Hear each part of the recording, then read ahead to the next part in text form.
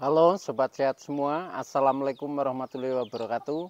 Salam jumpa kembali dengan saya Sugito di channel Berbagi Sehat. Channel edukasi dan motivasi seputar asam lambung, GERD, anxiety psikosomatis berdasarkan pengalaman saya sebagai orang yang pernah menderita asam lambung, GERD, anxiety psikosomatis dalam waktu yang cukup lama. Dan Alhamdulillah sekarang sudah sembuh ya. Harapan saya khususnya kepada teman-teman yang masih dalam penderitaan asam lambung, GERD, anxiety psikosomatis setelah menonton video ini akan dapat tersugesti dan termotivasi untuk dapat cepat sembuh. Saya bisa sembuh, insya Allah teman-teman pasti juga bisa sembuh. Badai pasti berlalu. Baiklah teman-teman, pada kesempatan kali ini saya akan berbagi seputar asam lambung, GERD, anxiety psikosomatis dengan topik badan lemah tidak bergairah saat menderita asam lambung, GERD, anxiety psikosomatis dan solusinya. Baiklah teman-teman ya, sebelum saya lanjutkan tolong yang belum subscribe channel ini klik subscribe dan loncengnya supaya teman-teman tidak ketinggalan konten video-video berikutnya. Dan jika suka klik like, selalu bagikan ke sosial media teman-teman. Semoga bermanfaat buat kita semua. Baiklah kita lanjutkan, jadi topik kita kali ini adalah badan terasa lemah ya, tidak bergairah ya pada saat kita menderita asam lambung, GERD, anxiety psikosomatis. Teman-teman semua, penderitaan asam lambung, GERD, anxiety psikosomatis itu memang penderitaan yang kompleks ya, jadi selain sensasi fisik juga banyak yang muncul atau banyak yang dirasa ya, artinya tubuh kita itu sakit-sakit banyak hal yang dirasakan ya, tetapi juga mental kita juga terganggu. Nah, oleh karena itu ini menjadi betul-betul menderita di saat kita belum bisa menemukan bagaimana caranya melepaskan dari jeratan asam lambung, GERD, anxiety psikosomatis. Baiklah teman-teman, jadi itu wajar ya. Jadi secara mental kita itu pertama memang kita pandang itu wajar karena apa? Karena setelah kita sharing dengan teman-teman ya, yaitu hampir semuanya mengalami seperti itu ya. Jadi memang itu merupakan suatu fase atau tahapan yang memang harus kita lalui. Tetapi nanti ketika kita sudah menemukan bagaimana caranya keluar itu pasti akan sembuh teman-teman ya. Jadi tidak apa ya, ya jangan menjadi beban ya, karena semakin kita menjadi beban ya dirasakan oleh tubuh kita menjadi pesimis ya, mental menjadi down dan lain sebagainya, itu justru akan memperlambat proses penyembuhan. Oleh karena itu kita mulai membuka pikiran kita, membuka wacana kita ya, bagaimana yang terbaik di dalam kita mensikapi penderitaan asam lambung, GERD, anxiety psikosomatis. Nah, oleh karena itu di sini menjadi penting ya ketika kita mengikuti berbagai sharing dengan teman-teman, ternyata itu adalah sebagai ya petunjuk lah ya, petunjuk barangkali ya mungkin tepat bagi saya, nah bagi teman-teman juga mungkin tepat, walaupun mungkin juga ada yang mungkin karena sifatnya ini kan individualisme ya, jadi mungkin ada perbedaan sedikit, itu pun wajar ya, tetapi secara umum ini adalah sama teman-teman. Nah begini teman-teman ya, jadi di saat kita memang merasakan ya badan ini lemah ya, kemudian perasaan tidak bergairah, nah ini mengapa saya katakan ini wajar ya, memang seperti itu teman-teman ya. Jadi yang namanya orang terkena asam lambung, GERD, anxiety psikosomatis itu yang pertama pasti lemah badan kita ya. Nah lemah ini contohnya ya, kita bergerak sedikit aja sudah kecapean ya, nafas sudah ngos-ngosan, mungkin kepala juga liengan, jalan saja sempoyongan. Jadi ini memang betul-betul lemah, tenaga seperti tidak ada tenaga ya. Nah itu teman-teman ya yang harus kita sadari dan kita pahami. Nah setelah kita merasakan seperti itu, nah otomatis perasaan kita atau pikiran kita ya otomatis tidak bergairah ya.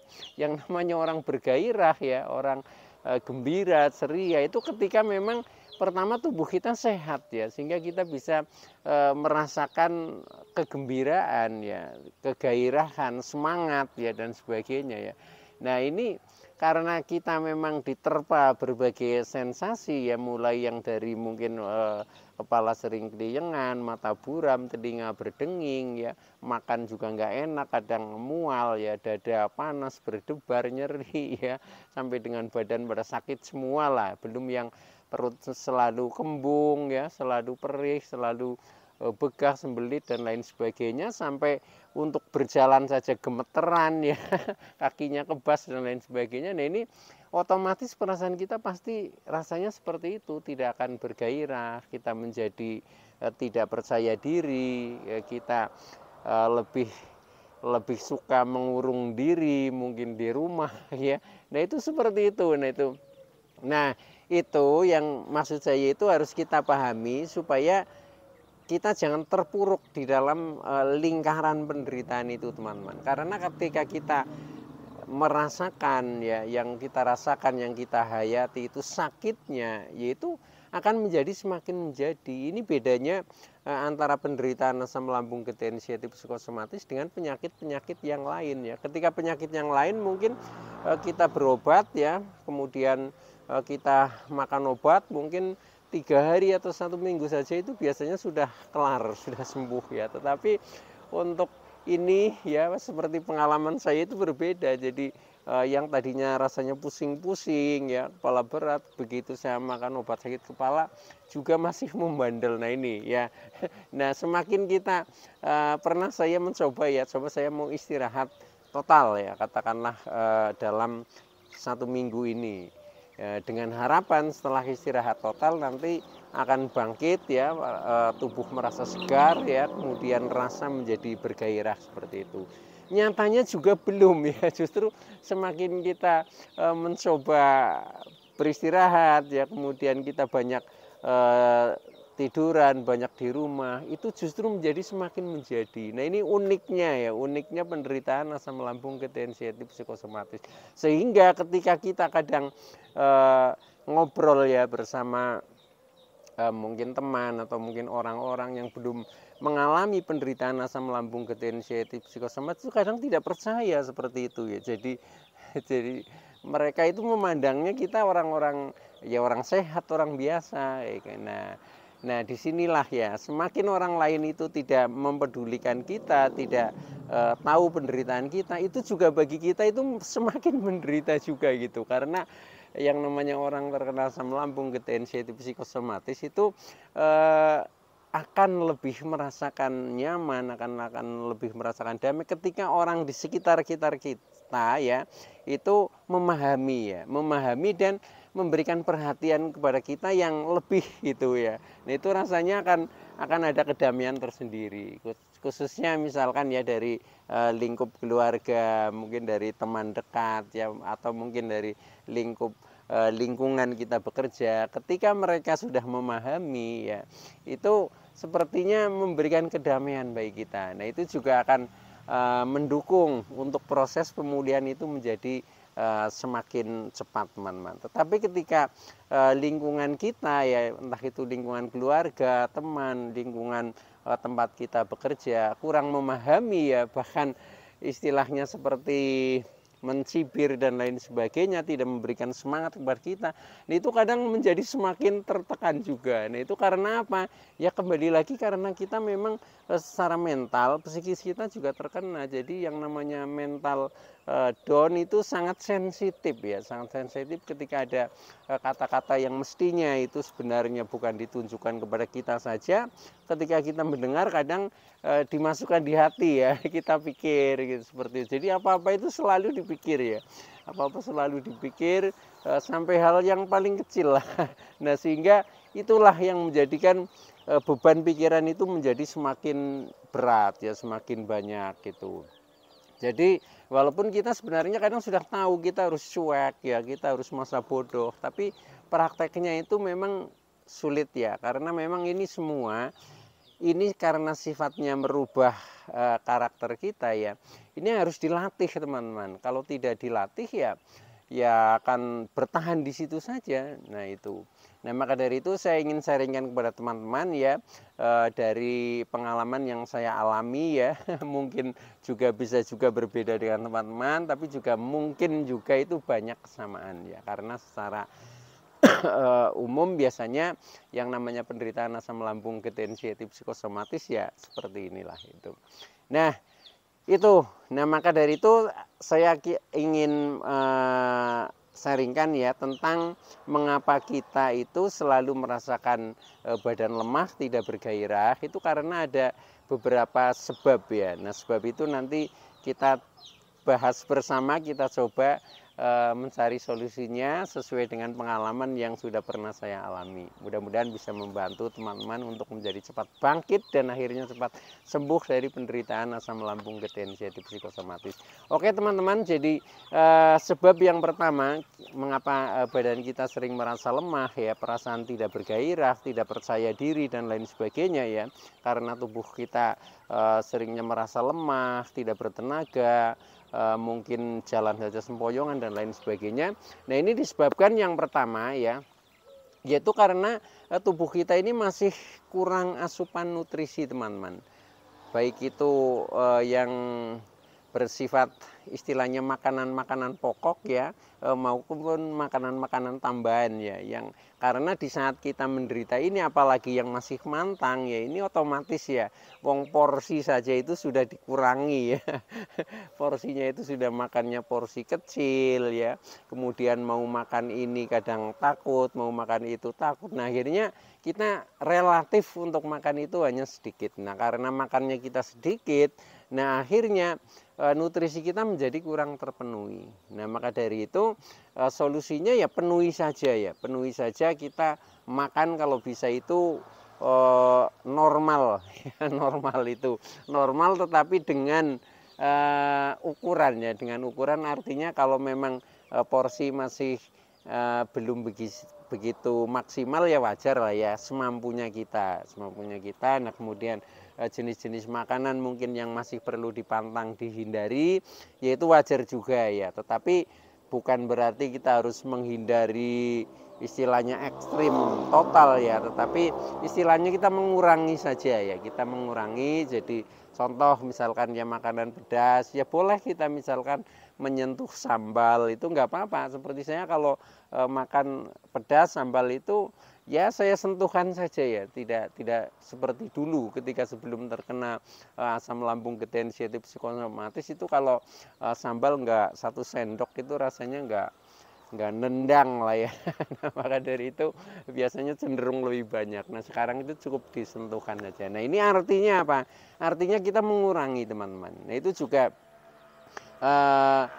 kebijakan itu juga dilahirkan dari diri kita sendiri. Jadi diri kita yang mengamati kalau kita makan seperti ini, segini, ini biasanya reaksinya tetap masih kondusif, nggak apa-apa. Ya udah kita lakukan saja seperti itu. Nah kemudian selain kita makanan otomatis ya kita penuhi, khususnya makanan pokok. Contoh misalkan makan 3 kali ya penuhi saja 3 kali. Bila perlu dengan tambahan ngemil misalkan ya udah kita ngemil saja. Kemudian minum ya misalkan paling tidak itu 8 gelas ya penuhi saja ya. 8 gelas itu bisa separuh air putih ya, kemudian yang separuh misalkan teh manis tapi yang tidak terlalu kental ya, hanya teh bening lah ya, tapi manis itu nggak apa-apa, karena dengan manis ini juga akan menambah tenaga kita menjadi lebih ya, lebih itu. Jadi menaikkan gula darah kita ya, sehingga kita menjadi bertenaga dan tidak lemas lagi teman-teman itu. Jadi intinya untuk nutrisi teman-teman jangan ragu untuk makan ya. Justru kita harus punya mindset pikiran bahwa makan itu untuk sehat ya, sehingga ketika kita ingin sehat, apalagi yang badan masih lemah, nah ini untuk bangkit dari itu memang harus makan yang cukup ya. Itu jadi makan cukup, istirahat cukup ya, gerak cukup ya, pikiran tenang. Nah ini insya Allah akan menjadi cepat sembuh teman-teman. Itu pengalaman yang saya praktekkan itu seperti itu.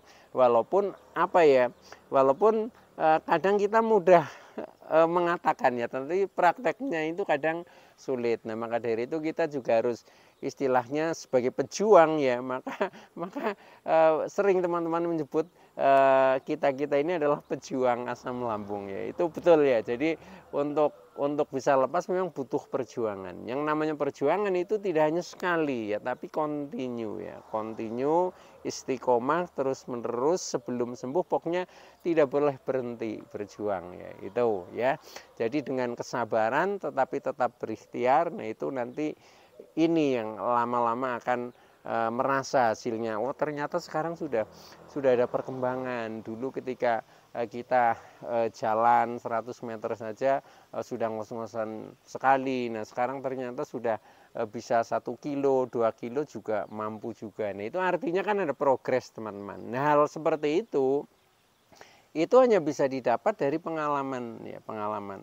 Apalagi contohnya misalkan teman-teman yang masih selain badan lemah tidak bergairah itu kadang ini apa ya, untuk keluar rumah itu rasanya males ya, rasanya takut, rasanya nggak nyaman ketika sudah berada di luar rumah, inginnya pulang terus. Nah itu pun saya alami seperti itu. Nah itu ketika mengalami seperti itu harus dipaksakan teman-teman ya, paksakan dan mencoba bertahan ya, mencoba bertahan. Misalkan ya dulu saya juga pernah ketika ada acara-acara keluar rumah ya, apalagi yang agak jauh ya. Nah ini kadang ragu ya, pengennya nggak ikut seperti itu. Tapi lama-lama setelah saya berpikir ternyata itu nggak baik ketika kita tidak melatih diri. Nah akhirnya saya coba terus ya. Anggap saja itu sebagai tantangan ya.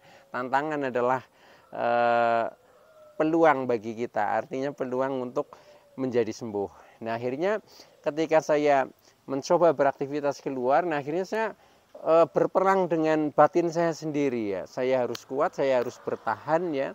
Nah itu sampai ya di dalam setiap detak nafas ya, ketika kita sedang tidak berkomunikasi dengan orang lain, itu yang saya ucapkan di dalam batin kita itu saya selalu wiridan ya, selalu berzikir. Nah itu seperti itu untuk menguatkan mental kita ya. Jadi karena apa? Karena memang ya harus begitu, tanpa kita harus istilahnya memotivasi diri sendiri ya siapa lagi ya, orang lain kan nggak tahu yang kita rasakan gitu. Kadang kita sedang cemas juga orang lain tidak tahu, yang memandangnya kita sehat-sehat saja. Nah, maka dari itu memang ini harus dari diri kita sendiri yang harus kuat ya, harus kuat, harus punya solusi itu. Oke ya, jadi itu yang pertama adalah karena kita kurang nutrisi maka penuhi saja. Nah kemudian yang kedua, ketika kita masih merasa tubuh merasa lemas ya, perasaan tidak bergairah, itu juga karena kita masih mager teman-teman ya. Mager itu malas gerak ya, dari kecenderungannya kita masih mengurung diri di rumah ya, mungkin hanya tiduran, duduk-duduk, atau mungkin hanya nonton televisi, paling hanya itu. Nah ketika seperti itu tidak akan berkembang teman-teman. Jadi yang terpenting justru ini harus keluar rumah ya, keluar rumah ya, keluar rumah. Jangan mager ya, jangan mager, jangan malas gerak. Pokoknya kita berpandangan seperti orang normal. Ketika orang normal itu bisa beraktivitas, kita harus bisa beraktivitas. Nah karena apa? Karena dengan beraktivitas artinya kita juga sudah menggerakkan tubuh ya, menggerakkan tubuh ya. Kita bersosialisasi dengan orang lain, ketemu dengan orang lain, kita aktif saja ngobrol. Ini kan sama saja kita sudah menggerakkan, termasuk bicara ini pun menggerakkan ya, menggerakkan mulut, menggerakkan pita suara dan lain sebagainya, yang nanti pada akhirnya ini akan menjadi ada sesuatu energi positif yang masuk ya, yang biasa. Nah akhirnya nanti tahu-tahu penderitaan kita ya, terutama anxiety dan psikosomatiknya itu akan menghilang itu teman-teman. Jadi itu dengan kita beraktivitas, selain kita gerakan diri kita atau mengolahragakan diri kita, itu juga sebenarnya melatih mental kita ya, melatih mental. Karena apa? Ketika kita anxiety-nya masih tinggi ya, psikosomatiknya masih tinggi, untuk keluar rumah yang di sekitar rumah saja seperti ini ya, misalkan ini saya di kebun ya, biasa saya kalau sore seperti ini sekitar jam 4 ini saya selalu jalan-jalan di kebun ya.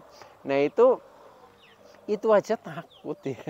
Itu aja takut ya, karena karena jalan saja goyang, jalan seperti itu. Tapi sebenarnya setelah kita paksakan itu tidak apa-apa ya, tidak apa-apa. Jadi kita juga selama saya menderita asam lambung ketensiatif psikosomatis, yaitu pingsan belum pernah ya, tapi yang namanya panic attack itu juga pernah ya, terus rasa sempoyongan yang seperti mau pingsan itu biasa seperti itu. Tapi ternyata itu hanya ilusi dan halusinasi bayangan pikiran kita. Kalau pikiran kita yakin bahwa tubuh kita itu sehat, tubuh kita itu tidak apa-apa sesuai dengan pada saat kita cek medis ya, cek medis kan organ-organ tubuh kita juga baik. Ya udah sih, itu yang menjadi pedoman ya. Nah, akhirnya juga faktanya tidak apa-apa. Oke teman-teman, ya itu solusi yang kedua. Jadi jangan mager ya, kita harus banyak gerak. Ya, dengan seperti itu maka organ tubuh kita terlatih untuk bergerak ya. Ini akan menjadi memperlancar aliran oksigen, aliran darah, dan akhirnya menjadi segar ya, sehingga akan ini termasuk rasa-rasa yang tidak bergairah nanti akan berubah gitu teman-teman, menjadi bergairah itu. Nah itu jadi tipnya. Kemudian tip yang ketiga ya,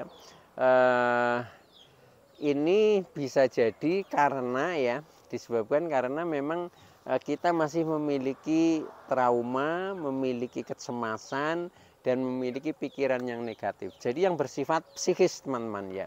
Nah ini juga latihannya latihan mental teman-teman. Kalau kita masih punya rasa takut ya latihannya kita harus latihan berani, itu seperti itu. Kalau kita masih punya rasa cemas yang tinggi, khawatir yang tinggi, ya kita latihannya harus percaya diri. Itu secara mental seperti itu. Jadi caranya itu ya kita yakin saja dengan diri kita bahwa diri kita itu sehat ya, asam lambung tidak apa-apa, faktanya saya baik-baik saja, saya sehat walafiat ya, dan seterusnya. Itu harus dikuatkan ya, untuk menguatkan mental. Dan setelah itu kita harus mencoba bersosialisasi ya, berinteraksi dengan lingkungan kita, berinteraksi dengan alam ya, berinteraksi ya dengan siapa saja ya, dan kemana saja. Nah, itu latih terus saja teman-teman. Insya Allah dengan seperti itu nanti akan cepat sembuh dari penderitaan asam lambung ketensiatif psikosomatis. Oke teman-teman ya, itu dulu yang bisa saya sampaikan. Mudah-mudahan teman-teman yang masih dalam penderitaan asam lambung ketensiatif psikosomatis akan segera sembuh. Saya bisa sembuh, insya Allah teman-teman pasti juga bisa sembuh. Badai pasti berlalu. Oke, terima kasih. Wassalamualaikum warahmatullahi wabarakatuh.